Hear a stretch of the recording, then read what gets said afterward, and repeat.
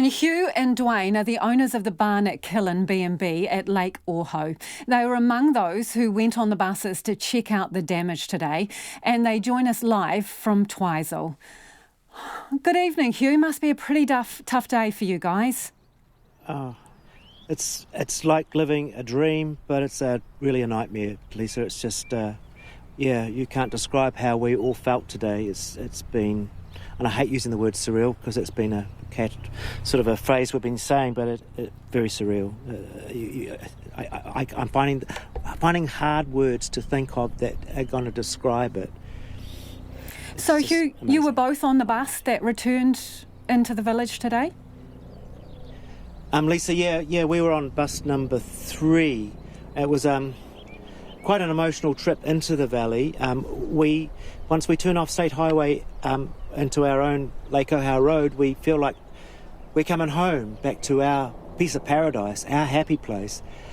But as we rode in on the buses, there was just tears and sobs. It's as we could see the trees that were still smouldering, and the grassland was all parched and black and stumpy, and where once had been beautiful tussock, it was just black and horrible. And then we got into the village. We were keeping a lookout where our house was. We're actually on the other side of Lake Middleton, which is a smaller lake beside Lake Ohau, and we couldn't see the flash of red that always welcomed us when we were driving down that road. So that's your red roof, Hugh, that you would normally see as you approach?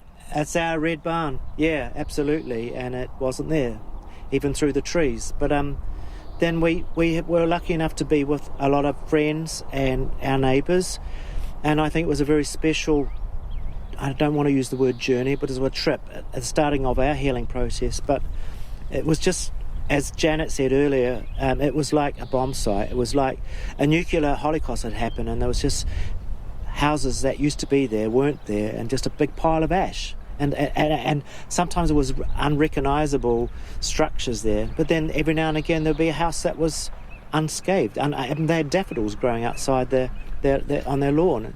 You can't understand. It's totally, nature is a mysterious thing. Yeah. Hugh, Dwayne is standing there beside him. I wonder if you would just ask if he could talk us through what that experience was like for him coming into the village. He was a wee bit braver than I. Dwayne, Lisa would like to know how you felt like driving in today. What was it like for you? I don't think I was particularly brave. I think that was the first time I'd had almost a proper cry since it happened. So pretty emotional?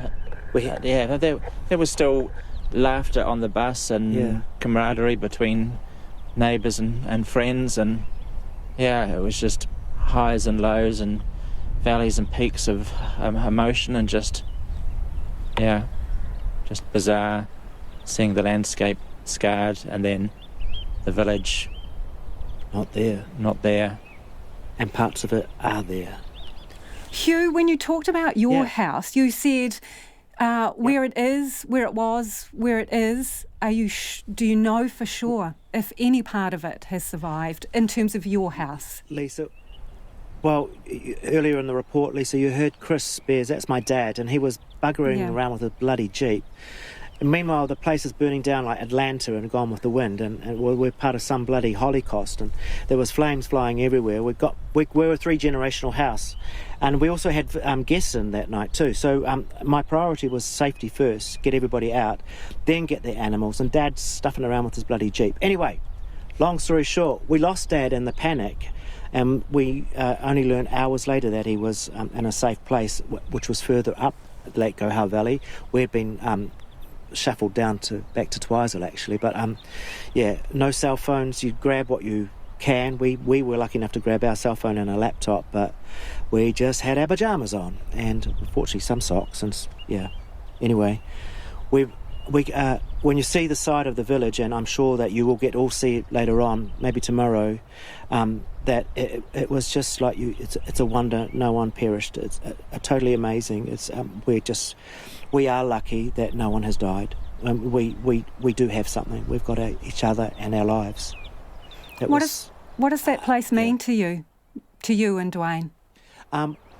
Well, I'm really, really fortunate. I'm fifth generation on the land, although not directly landowners. We have been for the last 25 years. We built their holiday home, actually. It was a family holiday home. And then about 3 or 4 years ago, Dwayne and I decided to move on with our lives, and I came up here to start the bed and breakfast, and we thought it was just going to be a bit of fun, and it really has taken off. Our bookings were overwhelming, and we're part of the A2O, which is the Alps to Ocean cycle track, which leaves from Mount Cook and rides past Lake Ohau, and then rides on down to Marama and Kura, and then into Oamaru. So I'm fifth generation on the land. My dad played there as a kid. My grandparents played there as a kid. My parents went there in the honeymoon. Hey? Your brother?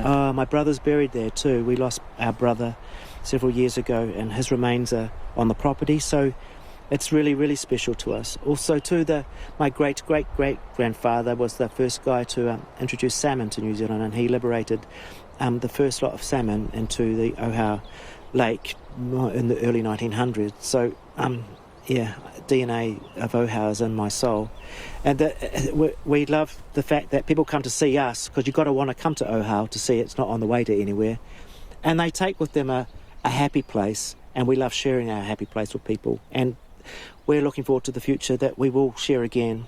And I know at the moment everything's a bit of a blur for everybody, but as a collective team, we'll get through this together, and one big unit, a big family unit. But we've been blown away, Lisa, by the love and support and the kind offerings and the cups of tea and the food, the clothing and the beds, by not just people in our own community of Twizel and Amarama, but also the wider community of Otago and Canterbury, but the big community of New Zealand. And for us personally, Dwayne and I, it's all our lovely guests that we've been blown away by the love and support and messages and kind wishes and offers of money and to help us out. I mean, we're truly blessed. We are lucky. Thank you both for joining us today, because I know it's been a hell of a tough few days for you, and especially today, going back and seeing the village of Ōhau there. That was Hugh and Dwayne, who are the owners of the barn at Killin B&B, and they were among those people who went on 3 buses today to survey the damage, really, and what is left in the village. They couldn't get to their house, but they don't think it's there anymore.